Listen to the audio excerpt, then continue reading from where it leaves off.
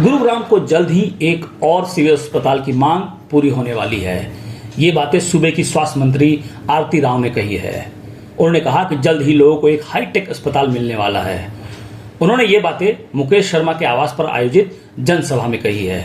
इससे पूर्व उन्होंने कई परियोजनाओं का उद्घाटन किया एवं आधारशिला भी रखी।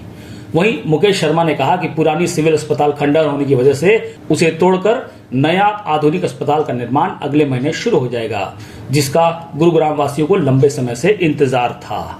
जी मैंने आज की शुरुआत की है 4 सब सेंटर्स के इनॉग्रेशन के साथ।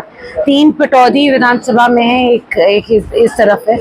तो ये सब सेंटर्स हुए हैं। आने वाले वक्त में गुड़गांव डिस्ट्रिक्ट में हमने हमारी सरकार ने 2 और PHC में तब्दील करी है।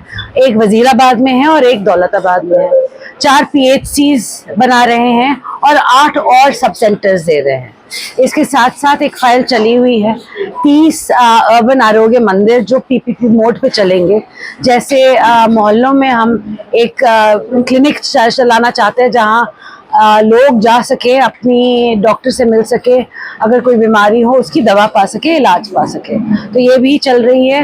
मगर सबसे बड़ी बात हमारे गुड़गांव डिस्ट्रिक्ट के लिए ये है कि हमारा जो सिविल अस्पताल है वो कगार पे है और उसकी फाइल बहुत जल्द पास होने वाली है ताकि हम उसका शिलान्यास कर सके और उस पे काम बहुत जल्द शुरू हो जाएगा। काफी दिन से सिविल अस्पताल की बात साहब भी कई बार बोल चुके थे, जल्दी उम्मीद करें कि हो जाएगा। जी अभी मैंने इनफैक्ट परसों ही बात की है।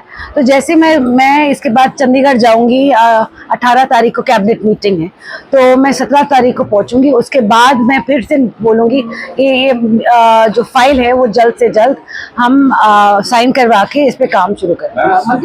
हफ्तों में हो जाएगा ये काम, अगले महीने में हो जाएगा। कितने बड़ा ये बनने वाला है हॉस्पिटल, कितना बेड का होगा?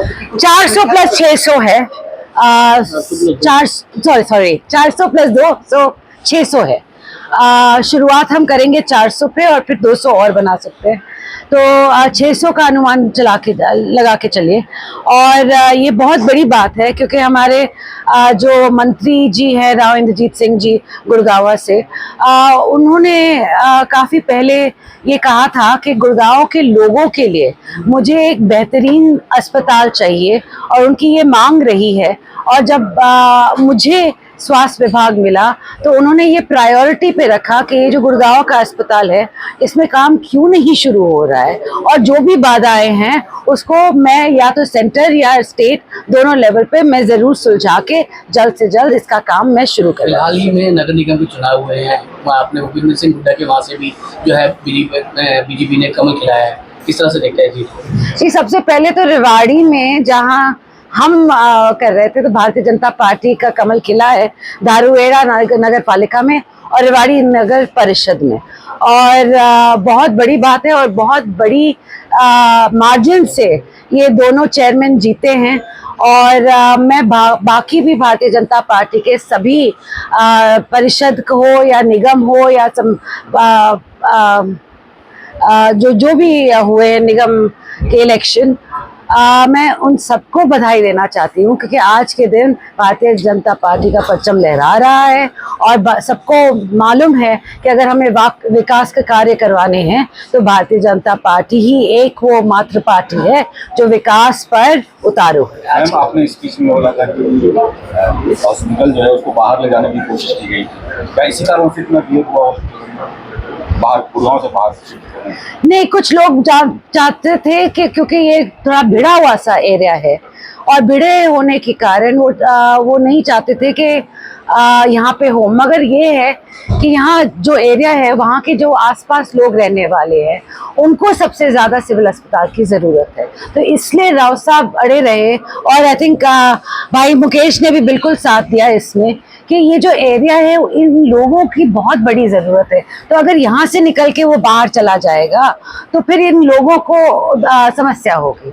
इसलिए राव साहब इस पे अटल रहे कि यहाँ पे ही होना चाहिए। अगर भिड़ा एरिया है इसका मतलब है आबादी ज़्यादा है, आबादी ज़्यादा है इसका मतलब ज़रूरत ज़्यादा है। तो इसीलिए मैम आज चाय पे चर्चा थी लेकिन एक जनसभा बन गई। रैली बन गई जी।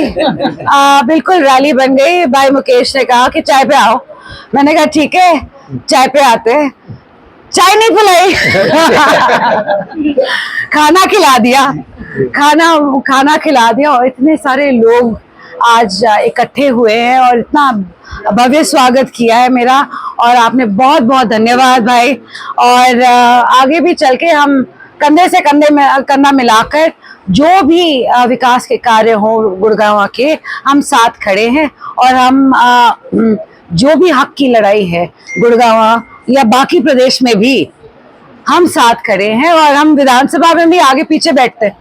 तो जब भी मैं स्पीच देती हूँ या वो स्पीच देते हैं, हम दोनों एक दूसरे को थम्स अप जरूर करते हैं। हंटा वायरस का खतरा मंडरा रहा है, किस तरह से? हंटा वायरस जी आज के दिन सिर्फ एक शिप तक सीमित है। उसको अब लोगों को निकाला जा रहा है क्योंकि स्क्रीनिंग के लिए, और उनको स्क्रीनिंग के लिए वहां छोड़ दिया है। तो हंटा वायरस कोई बड़ी बात, सभी बोल रहे हैं कि ये कोरोना नहीं है, ये ऐसा नहीं होना। मैम एक आखिरी सवाल कि पूरे देश भर में काफिले को लेकर के बोला जा रहा है कि गाड़ियां कम कर दी जाए। मोदी जी ने भी गाड़ियां कम कर दी है, तो क्या आप भी गाड़ियां कम करने की? नहीं, एब्सोल्युटली आई थिंक होना भी चाहिए, क्योंकि आज के दिन पोल्यूशन हम एक तरह से ये देखिए मोदी जी क्यों कर रहे हैं, क्योंकि हमारा जो पेट्रोलियम पे जो एक्सपेंडिचर भी है, पोल्यूशन भी है, उसकी वजह से हम गुड़गांव जैसे शहरों में बहुत समस्या पा रहे हैं। और साथ साथ जो संसार और की स्थिति है आज के दिन, उसको देखकर अगर हम कट बैक कर सकते हैं तो हमें जरूर करना चाहिए। जी, हमने तो कभी ज्यादा गाड़ी हमारे परिवार कभी लेकर चलता नहीं है, तो हमारी ये बोल जरूरत के मार्फत उतनी ही गाड़ियां होनी चाहिए, उससे ज्यादा जोर दिखावा मत करो। सबसे जरूरी बात क्या थी कि ये कार्यक्रम था चाय का।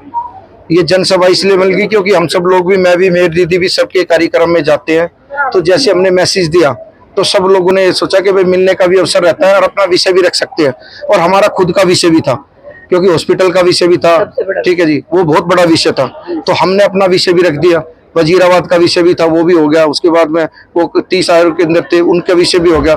तो ऐसे करके हम सब लोगों को लगता है ये विषय जो हमने रखा, तो आज ये विषय, उनके बाद उन्होंने ओपनिंग भी की, दीदी तो ओपनिंग में भी थी, मेरा तो कार्यक्रम था तो मैं यहाँ पे था।